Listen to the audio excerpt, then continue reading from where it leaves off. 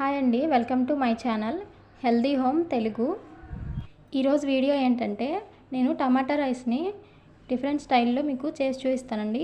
చూస్తున్నారు కదా వీడియోలో, ఎగ్ కూడా మనకి ఎంత బాగా కుక్ అయిందో కనిపిస్తుంది కదా వీడియోలో. ఇంకా లేట్ చేయకుండా రెసిపీ ఎలా చేయాలో చూసేద్దాం. ఈ రెసిపీని నేను కుక్కర్లో చేస్తున్నానండి. మీరు కావాలంటే మామూలుగా గిన్నెలో అయినా చేసుకోవచ్చు. ముందుగా స్టవ్ ఆన్ చేసుకొని ఒక గిన్నె పెట్టుకొని అందులో కొంచెం ఆయిల్ వేసి పలావ్ దినుసులన్నీ వేసేస్తున్నానండి.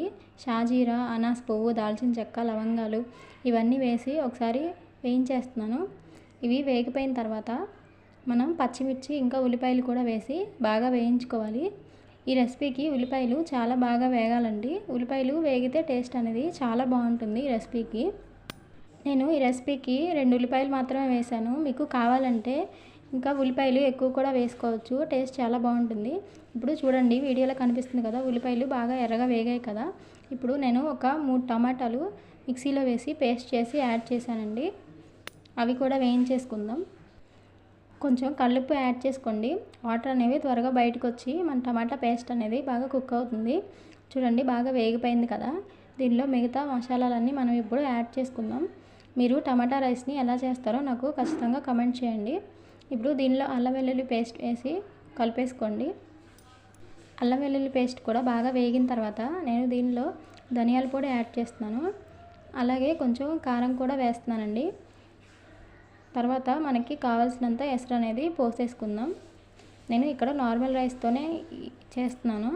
మీకు కావాలంటే బాస్మతి రైస్తో కూడా చేసుకోవచ్చు.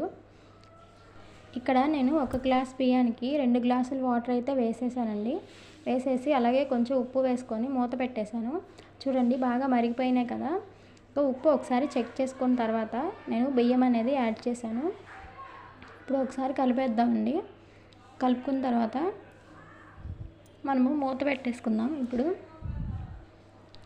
నా ఛానల్ని మీలో ఎవరైనా కొత్తగా చూస్తున్నట్టయితే ఖచ్చితంగా సబ్స్క్రైబ్ చేసుకోండి. మన ఛానల్లో మీకు చాలా హెల్ప్ఫుల్ వీడియోస్ అయితే ముందు రాబోతున్నాయండి. నా వీడియోస్ అయితే మీకు ఖచ్చితంగా హెల్ప్ఫుల్ అవుతాయి. నా వీడియోస్ నుంచి మీరు ఎంతో కొంత అయితే ఖచ్చితంగా నేర్చుకుంటారు.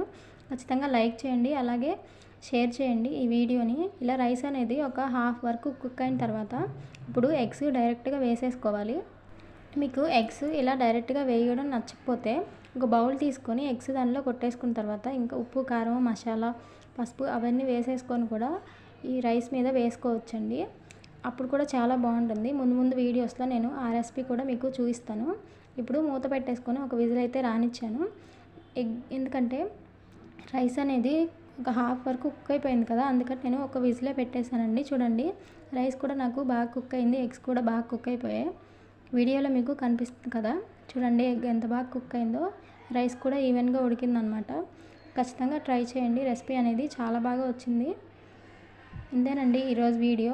ఈ వీడియో మీకు నచ్చినట్టయితే నా ఛానల్ని సబ్స్క్రైబ్ చేసుకోండి, అలాగే వీడియోని లైక్ చేయండి, ఇంకా షేర్ చేయండి.